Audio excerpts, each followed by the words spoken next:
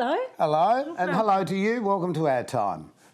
Who do we have on today's program? We have some very special people, apart from Ken, who is talking He's with... not special. I'm sorry, Ken, you're not special today. He is. I said apart from Ken. Well, we do. We actually have a husband and wife couple who are football legends here in South Australia and probably known throughout the country. And we also are going to meet Hilda Hermes. We're talking about... Herbs. Here's Ken. Herb? Thank you, Malcolm and Janice. Spoke with this lady a very short time ago, and you're as good as your word, Chris Halbert. You talked him into it. I did. The legend lives on. John Halbert. John, welcome. Thank you. It's nice to be here. It's lovely to catch up with both you and your lovely wife again. John, SANFL footy, football generally, you were, and you were probably a very modest man, but you were one of the legends of South Australia and interstate football. Going back a few years. Well, a player of those days, yeah, and a most enjoyable one, yeah. Yeah. We'll talk about the wonderful awards and games you've played, but when did you realise you could play this funny old game of Aussie rules? I was a young boy. It was in our family tradition. We played it in the backyards, and then I went to Unley Primary School, and we had a team there, and I got into that team and then managed to get into a state under-14 team at the end of primary school years.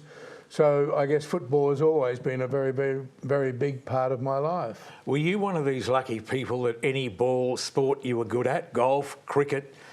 Certainly not golf. No. I have no claim to golf whatsoever, but I did play a lot of cricket, and yes, I seem to be able to take to moving ball sports or an object moving, even a thing like badminton. I became reasonably skilled at that too. Trouble with golf, the ball doesn't move. That's the trouble. To me, it should have been the easiest of all, and yet I had no control over it whatsoever. Did you have to toss up between cricket and Aussie rules, John? Not really. Football was always my first love, but we were lucky in those days. We could play football during the winter, and as soon as football finished, we would turn over to cricket. So I was lucky that I was able to play both, but football was really my first love. It was pretty simple then, wasn't it? It was basically maybe tennis, but certainly cricket or footy. Yeah, and we were lucky in those days. I feel sorry for the young men today who have to make a choice in many cases between whether they pursue their football career or whether they go into cricket. Most go into football because there's more money involved in that. There's more players who can earn that sort of money, whereas with cricket you're down to perhaps only 20 players overall in the country who are going to be able to play it at the top level. So many go to football, and unfortunately that's a choice they have to make. I didn't have to make that choice. You were an exceptionally good footballer, and there have been many. What do you think about the money that the kids earn today? It's frightening, isn't it? Well, it is. I mean, when you think of what we used to get out of football, I often tell the story that in my best year of football, which was 1961, a long time ago, the bonus at the end of the year for me was £35. In other words, I played 21 games that year and I got £35 or $70 in today's terms for the whole year of football. And today they're earning 250, and the average, I think, in the AFL is something like 300,000 a year. Unbelievable. It is. Completely different. Do you sometimes wish you could have earned that money, or you wouldn't change places? No, it's interesting you talk to people about it. I mean, I had a profession as well. You had to have it in those days, and I loved my profession. And so football was that extra bit on the end of my working career, and I enjoyed it immensely. It meant something to me. Today, when it's the whole of your lifestyle, the whole of your work, I think it's much harder, in a sense, to be able to adjust to that. And I think I played in a very fortunate era. Yeah, it's funny you should mention that. I have heard that some footballers, when it ends, they're devastated. They're absolutely at a loose end, where you went on to a career. Yes, and I think that's very important even for the footballers today. They have to face the fact that their AFL career will possibly last them 10 years, 15 years if they're very, very lucky. And if they haven't got anything at the end of that time, I think many of them get lost. And I'm pleased to know that AFL clubs now are really insisting on their players making sure that they have something apart from their football career to lean on, really. When they finish playing football, they need to have something to go on to. John, tell us when you first played top grade footy. Well, I was lucky. I came straight out of high school football. I was the captain of the Unley High School team in 1954, and the next year I was very fortunate. I started playing league football in 1955 at the age of 17. It's young, isn't it? Against men. Oh yes, and I was lucky. I played in a team who had a couple of big fellows who looked after me and protected me when I was a skinny kid to be able to survive at that level. Who were they? A fellow named Wally May and a fellow named Len Fitzgerald. Yeah, pretty well known Australia-wide, I think. Absolutely. Both of those boys. Yes. They were legends. Yes, they were. Your success, of course, Magarey Medel, I think you came runner-up in a couple, didn't you? 3 times. In fact, no. I was hoping you'd destroy those Magarey medals of Lindsay Heads, because he was victor of me on 2 occasions. My first year in 1955 and then again in 1958. He won the medal that year and I was runner-up. So I was runner-up twice to him, and then also a 3rd time to Barry Barbary in 1960. But you did win one. Finally in 61, yes. Which you did say earlier that was your finest year. Yes, it was, because I was chosen in the All-Australian team that year as a centre man. I won the medal, and I just had a wonderful year of football generally. It would be remiss if we didn't mention the great effort at the MCG in 1963. Tell us about that. I mean, well, that was one of the great memories that I do have in football. We, of course, went to Melbourne on that occasion, and we were the underdogs. For the first time ever, Victoria had chosen their side from the best available. Previously to that in Victoria, they'd always chosen 2 players from the top sides and only 1 from the bottom sides. That year they had open selection. I remember there were about 5 or 6 Carlton players in the side that particular year. They were red-hot favourites. We started the game. It was a very even game. The crowd were quite condescending to us earlier on, as if to say, well, you're doing pretty well against the champions, you young boys from South Australia.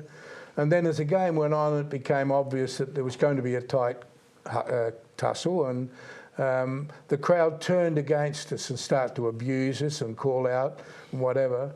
And then finally we got in front in the last quarter. Lindsay Head kicked a couple of very valuable goals, I remember, that put us in front. And we finished winning by 7 points. And I'll never forget it. It was 60,000 Victorians at the Melbourne Cricket Ground struck dumb. Absolutely wonderful. Speaking of Lindsay Head, we won't say your nemesis, but he did knock you off. I have in my hand they're his, are they? They're the 3 that he won. They're the 3. I was going to say I'd like to destroy the 2 closest to me, actually. Well, why don't we? No, I wouldn't really. He's a very good friend of mine, and he was a wonderful player. Oh dear. We've also, of course, I think we saw. That's yours, isn't it? No, that one. This one's his. No, that one there. Very similar. Yes, very similar ribbons. Well, how did you feel? Does it bring back memories? Oh yes. Of that night? Yes. I mean, in football you really play because it's a team game, and I love football dearly because of that. I think it's wonderful for young people these days to be involved in a game like football, or for that matter any team sport, because you learn to live and give and take when the things are perhaps not going your way. And in that particular year, Sturt finished bottom. For that year, for me to win the medal was a very, very pleasing year for me after a disappointing year in 1961. So, yeah, it did mean a lot to me at that particular point, having been runner-up 3 times to finally get there. You hear a lot of stories nowadays, there are no great characters left in the game. That may or may not be true, but in those days you hear some amazing stories about chaps' various eating habits and smoking habits and imbibing habits.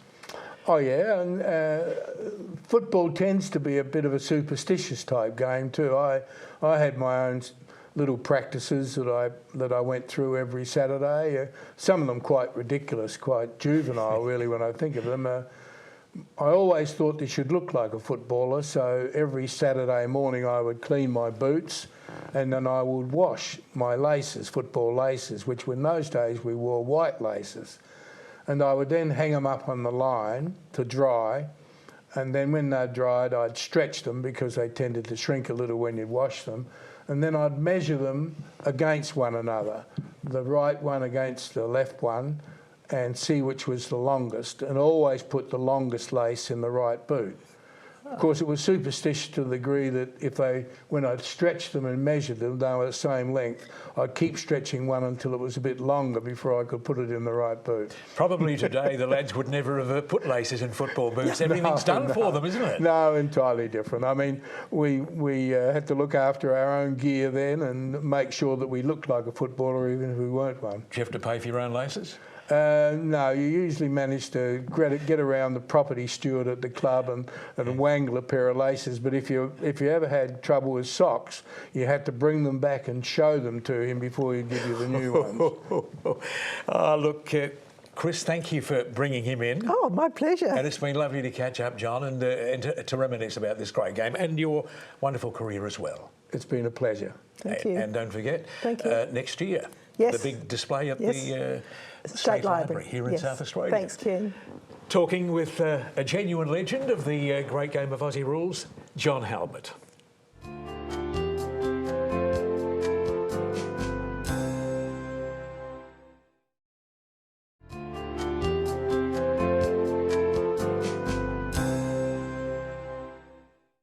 Welcome back to Our Time. Yes. And Your Time. And yes. And I'm excited. I am. No, I'm fascinated. I'm You're really fascinated? I'm Malcolm. Nice to meet you. Because for many years I've seen this lady's name, our next guest, and I've always thought it was Hildy because it's spelled Hilde.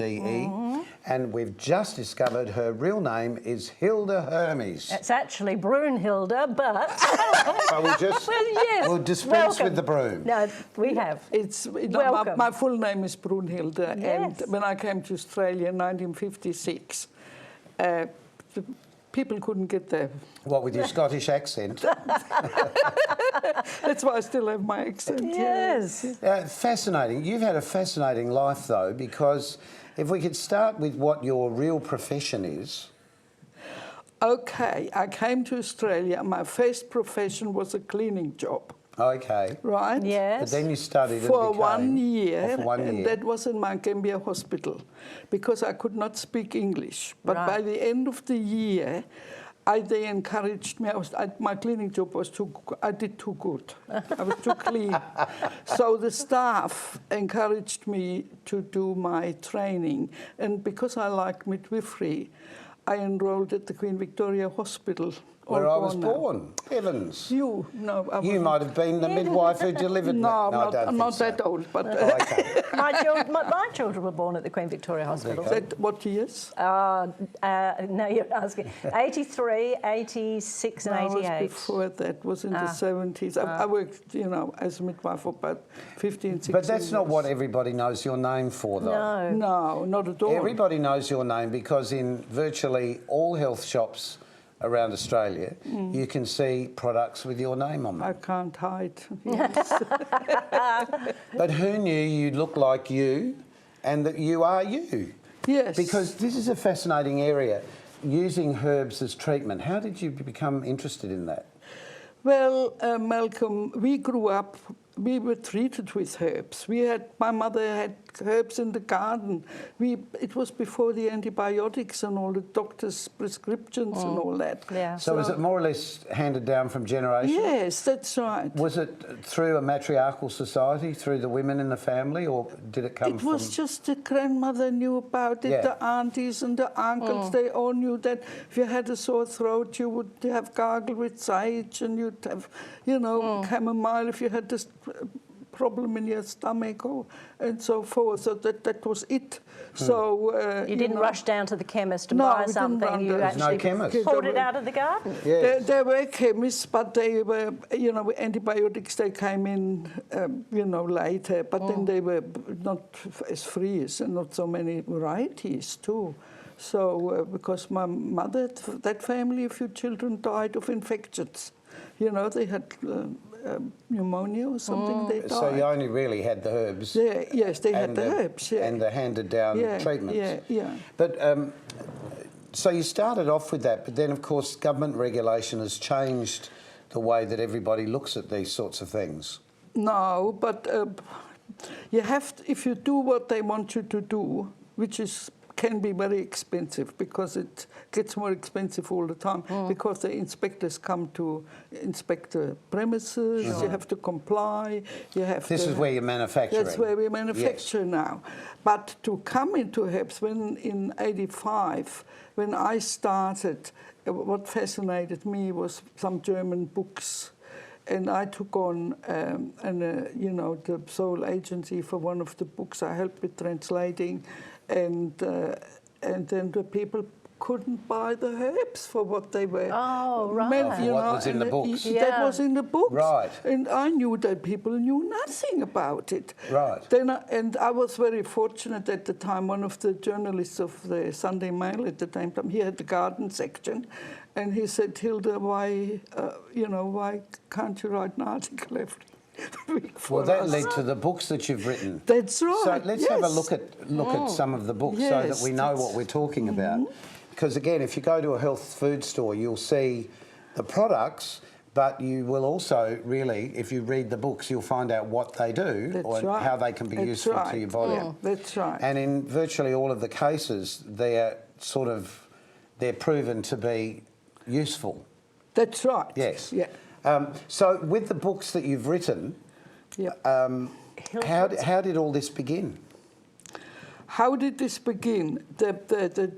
The book that was in German, and I had the English translation, that was a very good book, but many of the herbs were actually banned in Australia. Oh, is it right? Well, so this is your book This that is the we're book. looking at the moment. This is the book. Herbs yes. and Health. Yes, that's right. That's my book. Pretty. And It's a lovely book. And this is very much like the other book for people who don't want all the history and the growing and all Okay, that. yep.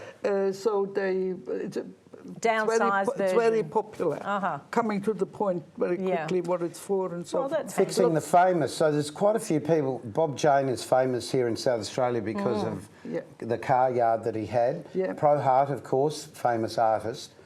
Yes, all these men, they rang me and they explained what was wrong with them, and they had, because prostate became a problem and not talked about at the time. No. Believe me, men did not talk No. about it. Well, they don't like didn't to talk now. I'm not about even it. sure they knew they had one. And to be honest.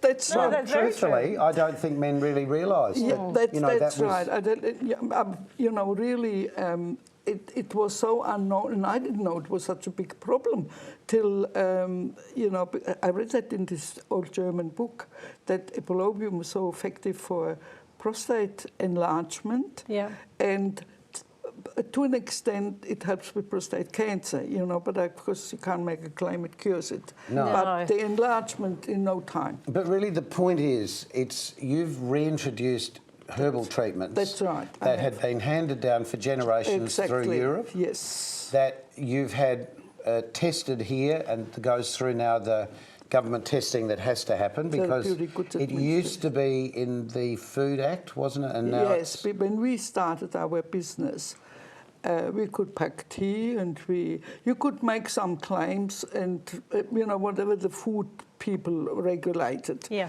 And all of a sudden, like a bomb, you either become, to be in the same class like Foldings and all. Yeah, to the big drug companies, yes. But they allowed us 2 years to comply. Right. That's where we took our own, scientists. Right, so with the compliance, you then had to basically hire scientists Yep. who could test what the products were, that they were still, they Exactly, weren't going to yeah. harm your body by taking them? Yeah, and we also had to buy all the equipment, the laboratory. We had set up a laboratory, the equipment, and you know. But you started with just a small premise. From home. From home. From home. And Isn't now that it's how grown, everybody grown, starts a business? That's what we did too. I guess, Start yeah. from home. I guess. Yeah. From home, yes. I think that's and how it then happened. as we grew, you know, it was actually this epilobium for the prostate that gave me a big name. Was it? I tell you what, I complained because I couldn't advertise. So I wrote to, at that time it was the Australasian Post. You remember that magazine? Yes, I They do. took the story straight away. I've got the. They gave I me think I remember reading that. no PT, they called Right. it. I've got a copy of it here, if you'd like to see it later. And then I complained when Darren Hinch had his nightly thing there. Yeah. He took the story straight away. I complained because this was so, effective, and I couldn't advertise. And he had, of course, it was massive. It was at that time they wheeled in Bob, who was our prime minister then? Bob Hawke. Yeah. He had just had a prostate operation.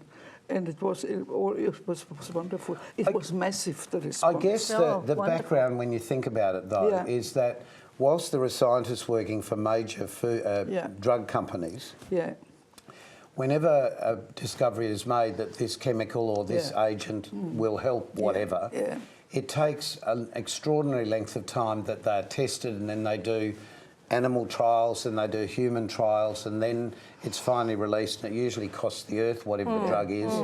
And then it needs to be funded by the government or somebody, because most of the average person couldn't afford to buy the drug.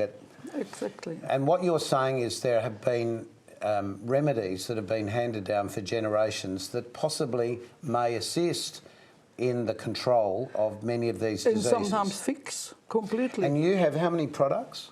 Oh, I reckon we got altogether about a couple of hundred, but in capsules, in teas, in tinctures, in extracts and so forth. I haven't quite counted them for a while.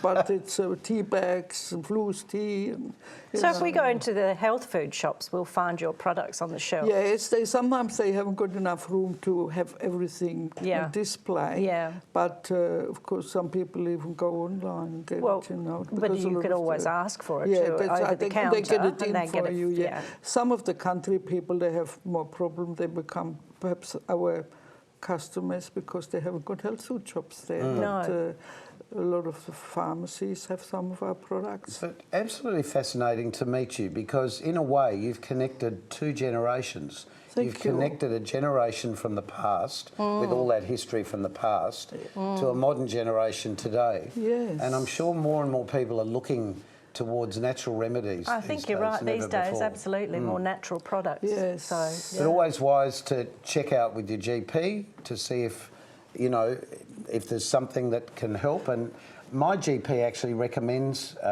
products like yours, Yes. because he says, you really need to see what's available Yeah. that can help Yeah. you. You know, once upon a time, you know how the Dr. Wright had a column in the...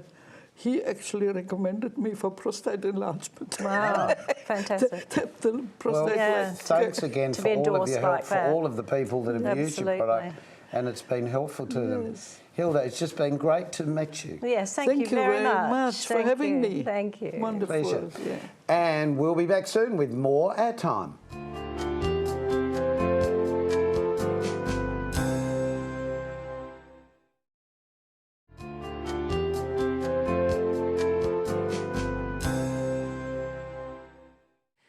So it's lovely to have you with us still, Ken. It's always a delight, Janice. And we had a good program Yes, we did. We had a very enjoyable program. with...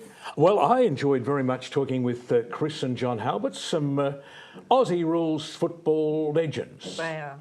Chris didn't play, of course, but John did. That's true, but Yes. she did all the history. She did for it too. a great job of the history, yeah. Malcolm, can we... Wakey, wakey. Sorry. yes, where are you? Well, I'm reading Hilda's book. Can you see the skin on the top of my head? Yeah, very much so. Well, if I got some burdock, Yes. that helps with baldness. You're not bald. I was teasing. I doubt I don't think you'll you'll ever be go bald, What Malcolm. about What about eczema or psoriasis? Psoriasis, I haven't had one of those for years. Afraid of that? No. No. Who knew there was something called burdock, and who knew that it grew in North Asia and in Europe? Yes, can I grow it in my herb garden? Are you going, boy? Have you got a garden called Herb? I'll have to ask Fancy that. Hilda. Look, thank you so much for joining us once again on Our Time. It's been great to have your company. Remember, you can check out who's on our next program by logging on to Facebook. And also on YouTube. If you've missed a program, you can find us there. You can, because we're all over the country, and it's great that you've joined us once again. We'd love to hear from you on Facebook, however, so that we know where you're watching. Because the program airs in each state, it airs once and then there's a repeat. We're just keen to know when people are looking at us, to be honest. Right. Absolutely. So until next time on Our Time, See keep you yourself next time. nice till then. Bye for now.